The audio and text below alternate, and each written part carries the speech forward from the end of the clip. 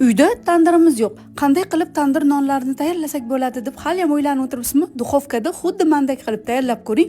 Xuddi tandirda tayyorlagandek bo'lib chiqadi. Aynan shu usulda tayyorlab ko'ring. Tandirda umuman non yopmay qo'yasiz. Avval retseptga bittagina like bosib qo'ying. Go'sht va piyozlarni videoda ko'rsatilgandek qilib to'g'rab, tuz va ziravorlar solamiz. Tog'arani gazga qo'yib, kerakli sut, sariyog' va oddiy semichka yog'ini solib, yaxshilab aralashtirib olamiz. Tabga ko'ra tuz solib, ustidan un va drojani solib, xamir qorishni boshlaymiz. Yumshoqqina qo'lga yopishadigan xamir tayyorlab olamiz. Xamirning usti qotib qolmasligi uchun ustini yog'lab, issiqqina joyiga paketlarga o'rab olib qo'yamiz. Xamirni ozginagina oshirib olamiz. Oshgan xamirni zuvalachalarga bo'lamizda va videoda ko'rsatilgandek qilib bo'lib olamiz. Xamir yopishqoqroq bo'lgani uchun ozgina un yordamida yoysangiz osongina yoyiladi. Tuxumni oqidan va sarig'idan ajratib olamiz. Tayyor yoyilgan nonning ustiga tuxum oqini surib chiqamiz. Avvaldan qizdirilgan qaynoq lisga tuxum oqi surilgan tarafini nonni qo'yamizda, ustidan chekish uramiz va tuxum sarig'ini surib chiqamiz. Duxovkaga listni xuddi videoda ko'rsatilgandek qilib teskarisini qo'yib chiqamiz. Xuddi tandirda pishgandek bo'lib nonlaringiz qarsillab pishadi. Agar sizga retsept yoqqan bo'lsa, tandir yo'q, lekin nonni yaxshi ko'radigan yaqinlaringizga yuborib qo'ying. Ishtahangiz ochilsa,